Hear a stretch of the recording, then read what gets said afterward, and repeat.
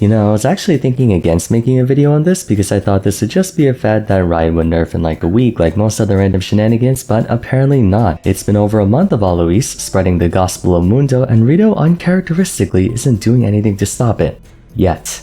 For those unaware, throughout most of June, Dr. Mundo's been getting a lot of attention courtesy of Alois NL, a challenger top laner known for his self-proclaimed fundamentals, being able to win games through deep understanding of League's macro mechanics. Previously a Riven 1 trick, he has since decided to develop a sense of dignity and pick up a more respectable champion, single-handedly making Mundo go from a low elo stomper to one of the most effective cheese picks in the game right now, causing his pick rate to shoot up around 9 to 10% in Diamond Plus, a record not observed for him in a very long time due to having an exploitable playstyle. Mundo's also received the highest ban rate he's had in a while, making this arguably the biggest Dr. Mundo showing in high elo in many years. Much as I'm a Mundo fan as well, and a pretty solid one if I do say so myself, the rise of Mundo in recent times has been calling his current gameplay design into question, with even Riot Frozen pointing out that he has a tendency to win games in a rather frustrating manner. So for our next episode of Everything Wrong With, I wanted to talk about Dr. Mundo and how, while he may not be the most menacing champion in the game, or even the most difficult to deal with, his unique way of playing is very reminiscent of a champion we used to complain about a few years back. I want to go on record to say that Mundo thankfully is nowhere near inting Sion in terms of degeneracy. To be fair, no one ever could be. But the way and how the whole Mundo situation developed into what it is now uncannily resembles how the perfect storm of circumstances enabled inting Sion to be successful. It is crazy how similar the two are. Both are champions who were single-handedly elevated in popularity thanks to a League streamer, both are top laners, both are champions with a high pick rate for their respective heydays, and yet have actually lost win rate as a result of it, despite the empirical data and evidence to suggest the champions are really good when played to that win condition. The funny thing is, just like inting Sion, Dr. Mundo's not even that strong of a champion. You know someone's overpowered when their pick rate and win rate are both insanely high. When Mel came out, she had something like a 52% win rate and almost a 15% pick rate, indicating that she was not only easy to pick up, but extremely successful.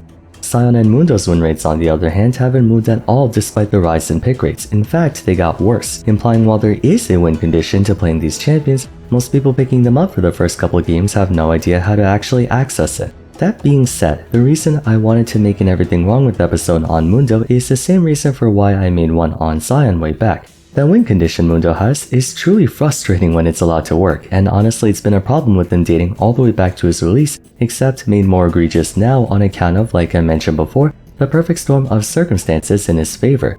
Contrary to popular belief, Mundo is not actually a tank, he's a juggernaut, a champion capable of dishing out tons of damage and withstanding it of equal measure while not having the best combat mobility. He might be the juggernautiest juggernaut that ever juggernauted. In layman's terms, he's the most literal representation of a character from his class. His base damage is incredible for how little you need to actually build extrinsically, allowing players to become beefy raid bosses that can face tank just about anything in the game, while simultaneously one-shotting people once he gets more items and levels.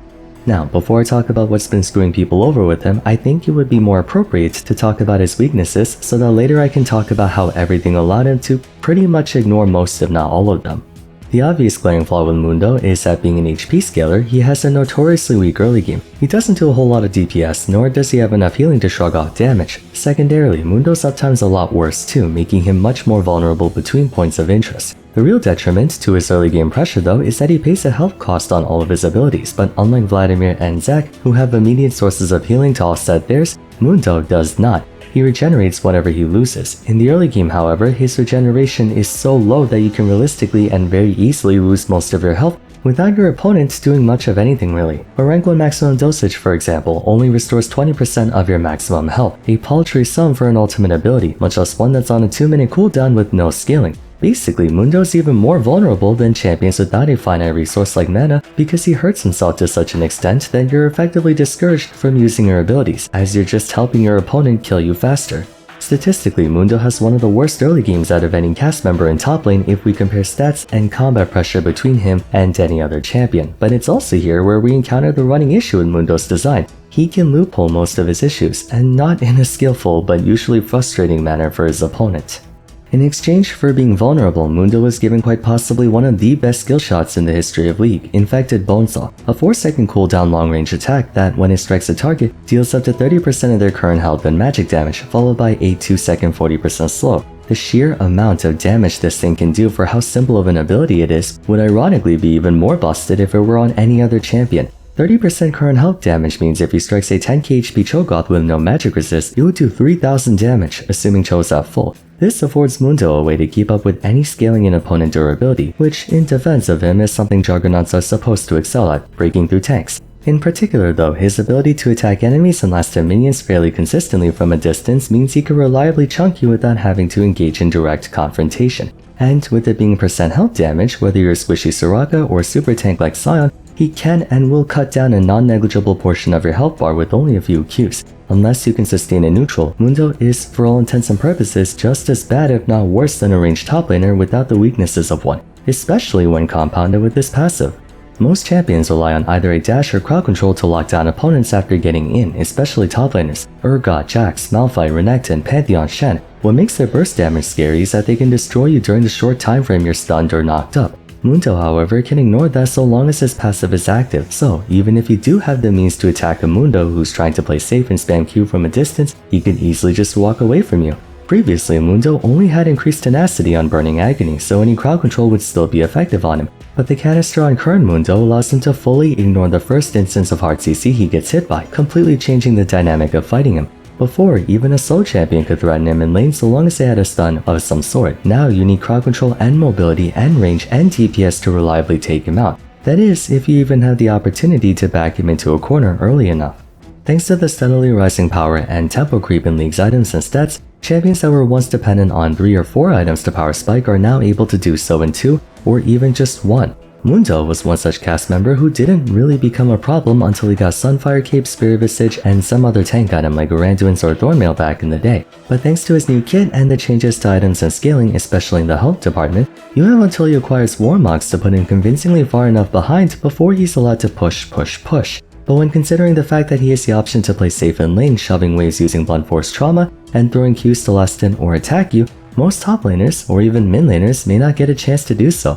Mundo's kit is engineered to be as anti-engage as possible. Passive prevents you from initiating for a trade or all-in through hard CC. Q stops anyone who has to walk up to him since he can permasol you. W is changed to where the first 3/4 of a second can store up to 80 to 95% of all damage taken as gray health, which if you recast it while still next to you, literally shrugs off nearly all damage you just dealt to him if you're a burst-oriented champion. And if you're still adamant about trying to chase him down, maximum dosage gives him a boost of health, movement speed, and regeneration, which, while a minor amount in the early game, is still enough to allow him to run away, especially when used in conjunction with Ghost. If the Mundo player is intent on not fighting you, he can and will run away from most champions, making it that much easier for him to survive to his now 1-item power spike. Upon achieving Warmogs, he gets a tremendous power spike that functionally strips away the vast majority of his upfront weaknesses. Even without Warmog's heart, Mundo now has a sufficient amount of health and levels in his passive regen to where he can begin to spam Q and D without a net loss in HP. Further, the insane 1000 health boost coupled with a 12% bonus on the passive makes Mundo tankier and stronger in damage, which in turn leads to a compounding effect. Blunt Force Trauma gives bonus AD based on max health, and the active attack itself also scales off bonus health, so he gets a value at base and a value at scaling essentially. Then max dosage affords even more health based on a portion of his missing health, letting him squeeze out more value from HP items than other tanks with HP scaling, as both the Z and Ultimate basically grant him a Rabadon's Death Cap passive but for HP scaling. Every single point of health is taken that much further on him than other tanks or Juggernauts. But the real reason Warmogs makes Mundo so strong is that any damage he sustains in combat can be easily recuperated by simply avoiding damage for a while. He walks away for 5 seconds and comes back fully topped off. Beating Sustain's a simple case of rock, paper, scissors. Sustain beats poke damage because you can restore whatever is lost, poke beats hard engage by nature of cover fire discouraging people from engaging, and hard engage wins over sustain through burst damage, giving sustainers no time to recover. The same in theory should be true for Mundo, right? And it used to be. For old Mundo. But the inclusion of Ghost Where He Pleases and Heart Zapper combined with maximum dosage granting flat health based on missing, which means you can't mitigate it with grievous wounds, all properties old Mundo did not have, makes him one of the hardest champions to truly all in, since he can pop all of these things and then just run away. Even if you do have the damage to all in him, Mundo can pull a Joestar secret technique and run like hell. Then, after you're completely exhausted of resources, he comes back in and punishes you for doing the sensible thing of trying to burst him so he can't heal. The more HP he builds, the more he can tank, consequently the harder it is to burst him down before he can regenerate back up to full again. It gets harder and harder the later the game goes. Technically speaking, all of this isn't endemic to just Mundo. Anyone with the Warmogs could theoretically do the same thing. But what makes Mundo so exceptional at abusing health items like Warmogs and Heartsteel is that on top of getting exponentially tankier, Mundo also gets exponentially stronger. Towards the mid to late game, Mundo's AD bonus through Blunt Force Trauma can escalate to as high as 300 AD, making each of his auto attacks do a buttload of damage and his E do that much more. Combine that with Heartsteel's cling damage also scaling off health, and it's as if he's buying full-on attack damage items without actually buying them. Mundo also typically runs items like Titanic Hydra and Overlord's Bloodmail, the former giving him AoE damage based on his max health and an additional auto attack reset proc that can assist in wave clearing, and the latter giving him bonus attack damage based on his bonus health, basically the modern day incarnation of Atma's Impaler. Mundo realistically can ignore the need to purchase armor and magic resist, relying on sheer max health to face tank any burst damage that comes his way, since he can back off to regenerate it back, all while dishing out insane amounts of damage. Sound familiar? Because it's mathematically correct set from back in 2021.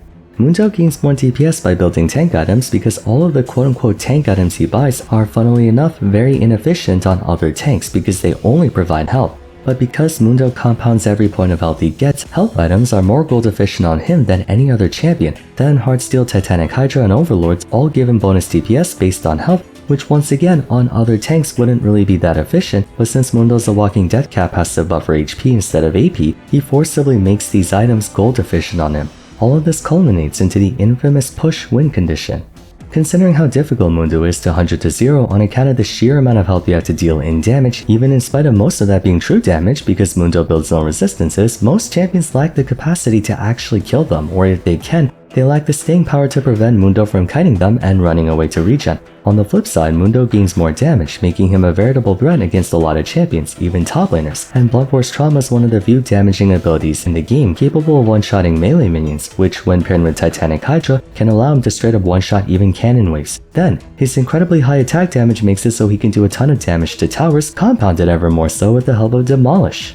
Through sheer force of items and his potential scaling, he can push lanes non-stop and tear through towers, and unlike inting Sion, Mundo doesn't have to feed the enemy team free kills and gold to do so. This is also while being an incredible meat shield for his team. The mere presence of Mundo makes champions like Morgana and Blitzcrank significantly less of a threat in the mid to late game, since he can intentionally tank their Qs and shrug them off, while also having a strong neutral game thanks to Bonesaw. Unlike other split pushers who can get punished if they're caught out of position, even if you do collapse on a Mundo, you'll still have to deal upwards of 10,000 HP in damage in a short time to actually kill him, or else he'll just ghost and ult away and you just blew your entire arsenal for nothing. That is why he's so difficult to handle in the mid to late game.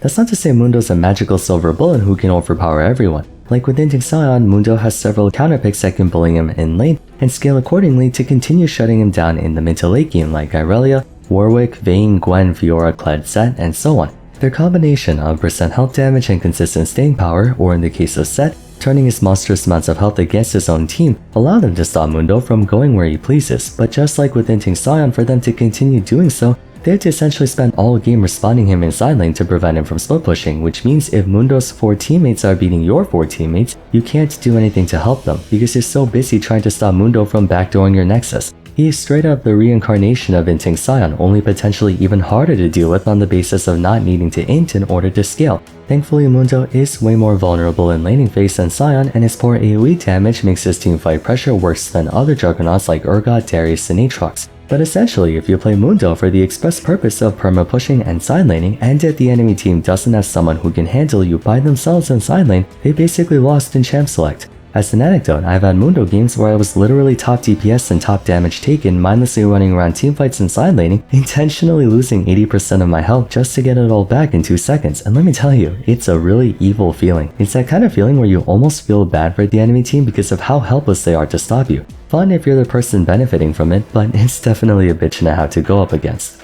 Basically, TLDR, everything wrong with Mundo can be summed up in this one singular clip.